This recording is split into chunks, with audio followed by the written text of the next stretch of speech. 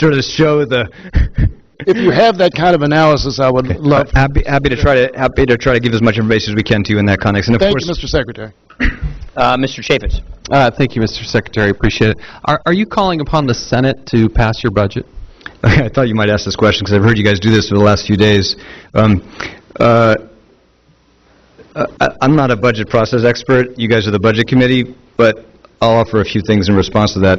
The Senate does not need a budget resolution in order to pass appropriations bills, pass tax cuts, tax reforms, pass entitlement reforms, pass mandatory savings. As you know, pass the American Jobs Act, pass the payroll tax cut. Mr. So Secretary, that's a budget process question. What we want to do is to get this, we'd like the Senate and the House together to find more things they can do together that would improve economic growth and jobs. And I would love to hold hands with Harry Reid. We have done our job in the House in the past and passed budget bills, or passed the budget here. It's a simple question. Are you calling upon the United States Senate to pass the President's budget? we are absolutely calling on the United States Senate to embrace, as the House as well, to embrace the fiscal reforms we propose in the budget. Absolutely. And I don't think Congressman governing. Are you calling upon the Senate to pass the President's budget? When is it reasonable for them to do that? Can I answer your question? Can I just say one thing? It is not, the test of governing and legislating, if I'm not mistaken, is not for you to send the Senate things that you know will not have bipartisan support.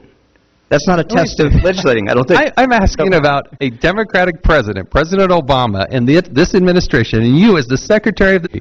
Are you calling upon the Senate, which is controlled by the Democrats, to vote on and pass your budget? As I said, absolutely, we would like the Senate and the House to act on the set of reforms that the President's proposed in the budget. That's what a budget is for.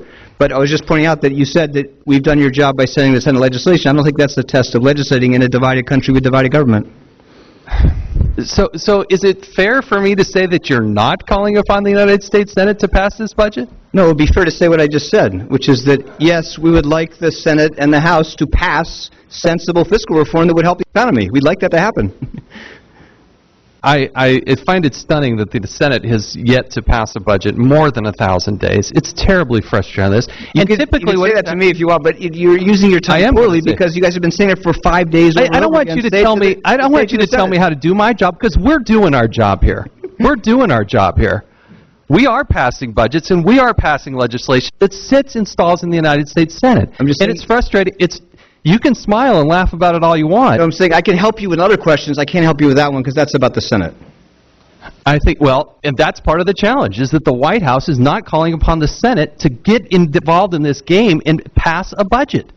That's the way we come to a reconciliation. That's how we work these things out, is when we pass something, they pass something, we come together in a conference and we work on it. But if they refuse to do their job, if they refuse to actually, and the White House is just going to sit here giddy without that silly little smirk and laugh about it, like, we can't do anything about it, then we make no progress. And that's part of the frustration. Let me ask you about the January Budget and Economic Outlook that was put out by CBO that estimated that the stimulus didn't cost $787 billion, but actually cost $821 billion. Would you agree or disagree with that analysis? I haven't seen that, but I'd be happy to take a look at it and get back to you. Thank you. I would sincerely appreciate it. On page 2 of your testimony, top paragraph, and for members who are looking at this, you have this one particular sentence in here that I would take some issue in. It's the end of the first paragraph of the top page, page 2. These savings are sufficient to stabilize our debt as a share of the economy by 2015 and begin placing our debt on a downward path. And what's troubling here is when I look at the total debt held by the federal government, when President Obama took office, it was roughly $9 trillion. Now it's going to be projected under your numbers and your budget to be at $26 trillion. The president has never put forward a budget that actually balances to actually pay down the debt. Is that correct?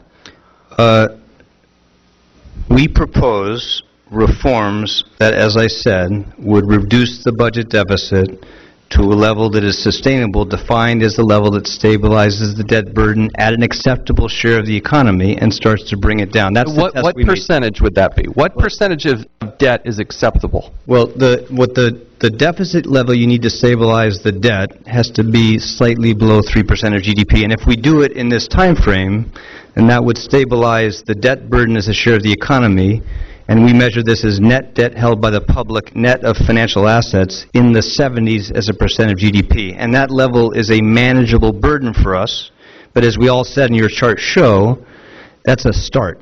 Because if you only do that, then in the succeeding decades, those costs start to grow again.